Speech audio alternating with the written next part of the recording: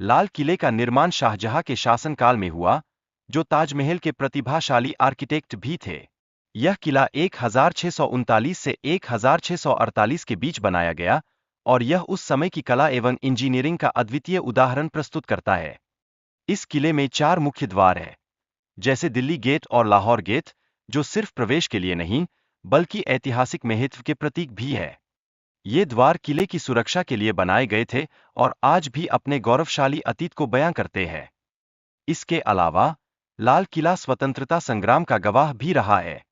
यही 1947 में पंडित नेहरू ने स्वतंत्रता के बाद अपना पहला भाषण दिया था और आज भी यह स्थान महत्वपूर्ण राष्ट्रीय समारोहों का केंद्र बना हुआ है। वीडियो में यह भी बताया गया है कि कैसे आम लोग न्याय के लिए अपने मामले वजीर के पास ले जाते थे। यह न्याय प्रणाली का एक अनिवार्य हिस्सा था, जिसके माध्यम से लोगों को उम्मीद और न्याय की किरणें मिलती थीं। इन किलों और महलों का निर्माण भारतीय और इस्लामी स्थापत्य का अनूठा उदाहरण प्रस्तुत करता है।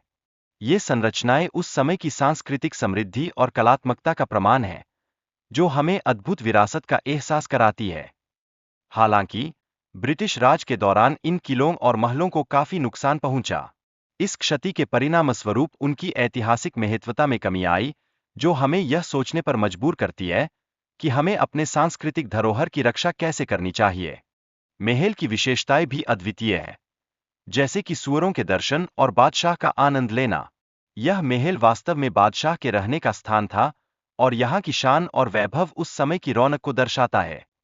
कोहिनूर हीरे की यात्रा और उसके साम्राज्य पर प्रभाव का उल्लेख भी महत्वपूर्ण है। यह हीरा कई राजाओं के पास गया और हर बार इसके साथ एक नई कहानी जुड़ती गई। आगरा फोर्ट में शाहजहां की नजरबंदी और इसके कारणों पर चर्चा की गई है। यह घटना वास्तव में इतिहास में एक महत्वपूर्ण मोड़ साबित हुई, जिसने कई घटनाओं को जन्म दिया। औरंगजेब द्वारा निर्मित मोती मस्जिद की निर्माण प्रक्रिया और लागत का विवरण भी दिलचस्प है।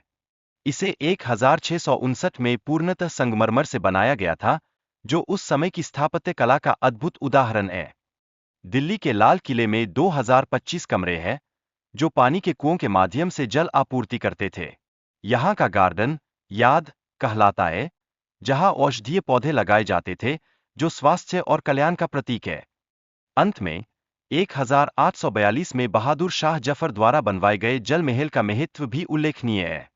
यह स्थान बाद में भारतीय सेना द्वारा उपयोग किया गया और यहाँ एक आतंकवादी हमले का शिकार भी हुआ, जो हमें सुरक्षा और सतर्कता के महत्व की याद दिलाता है।